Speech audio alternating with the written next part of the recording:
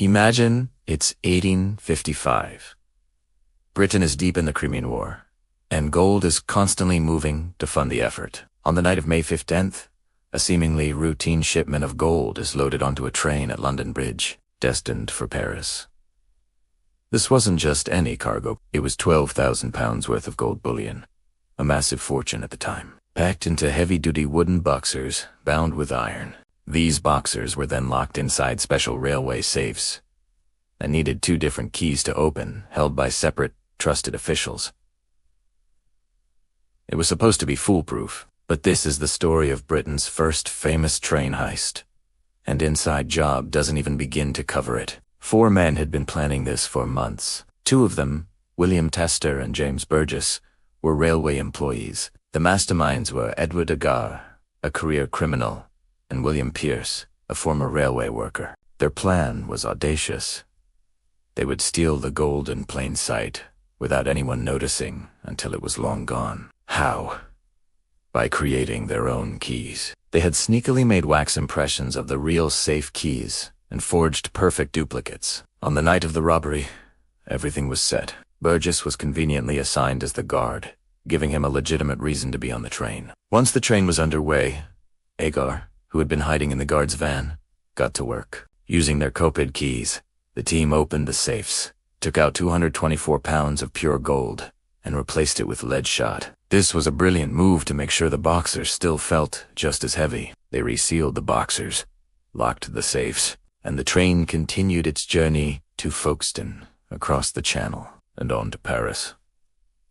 The crime wasn't discovered until the safes were finally opened at their destination. For months, police in both Britain and France were completely stumped. They had no clues, no suspects, and no idea how the robbers had defeated the high-security safes. Theories flew around, with some even suggesting the gold was stolen during the sea crossing. The case went cold, but like in so many great crime stories, the downfall came from greed and a little bit of bad luck. Sometime later, Agar was arrested for a completely different crime. He asked his partner, Pierce, to give a large sum of money to his former partner for her support. Pierce, however, kept the money for himself. Betrayed and desperate, the woman, Fanny Kay, went straight to the governor of Newgate Prison and spilled the beans on the entire robbery, implicating Pierce and the others. Agar, hearing of this betrayal, confirmed her story, giving the police everything they needed. By November 1856, the conspirators were arrested. At their trial at the Old Bailey, Pierce, Burgess, and Tester faced justice. Agar testified against them. Pierce got a relatively light sentence of 2 years of hard labor, but Tester and Burgess were transported to Australia for 14 years. The Great Gold Robbery of 1855 was more than just a theft. It was a masterpiece of planning and exploiting trust. It became a legend, even inspiring Michael Crichton's famous novel and film, Asterisk, the first great train robbery asterisk. Now, let's fast forward a little over a century. The year is 1963. In the pre-dawn darkness of August 8th, a Royal Mail train is making its way from Glasgow to London. This train regularly carried cash, but thanks to a bank holiday weekend, this particular journey was special. It was carrying over £2.6 million, that is, somewhere between 60 and 70 million in today's money. This would become the crime that defined an era. The Great Train Robbery. The gang behind this was no small-time crew. It was led by Bruce Reynolds, a seasoned criminal who had assembled a team of 15 specialists. You might recognize names like Ronnie Biggs, Buster Edwards, and Charlie Wilson. Crucially, they had an inside source, known only as the Ulsterman, who fed them detailed information about the train's schedule and cargo. Their plan was deceptively simple, but incredibly bold. They would tamper with the trackside signals. Near a remote spot called Sears Crossing, the gang cut the telephone lines and rigged a signal. They covered the green light and used a battery-powered device to shine a red one, forcing the train to a halt. It was around 3 in the morning when the driver, Jack Mills, saw the fake signal and stopped the train. His co-driver, David Whitby, got out to use the trackside phone, only to be ambushed by the gang.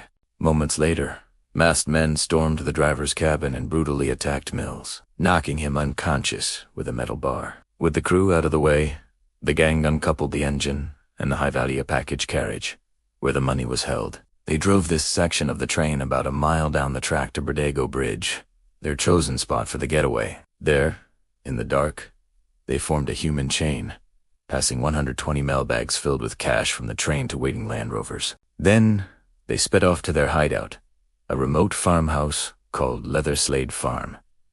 This is where their brilliant plan started to fall apart. Instead of lying low for weeks, as intended, the gang got careless. They celebrated their heist, some even playing Monopoly using the stolen money. The farmhouse was only about 30 miles from the crime scene, far too close. Suspicious locals soon tipped off the police. When Scotland Yard's famous flying squad raided the farm, they found a treasure trove of evidence. Fingerprints were lifted from the Monopoly board, and even a ketchup bottle. These small mistakes were all investigators needed. Within weeks, most of the gang had been identified and arrested. The sentences were severe, a combined total of 307 years in prison. The leader, Bruce Reynolds, was eventually caught and served his time. But Ronnie Biggs became an international celebrity. After being sentenced to 30 years, he escaped from Wandsworth Prison in 1965 and spent decades as a fugitive, living in Brazil before finally returning to the UK in 2001. Unlike the 1855 robbery, this heist was violent. Jack Mills, the driver, was so traumatized he never worked again. But the sheer audacity of the crime, combined with the gang's blunders, captured the world's imagination. So, why do these two stories, separated by a century, still fascinate us? It comes down to a few key things. Both robberies relied on incredible inside information.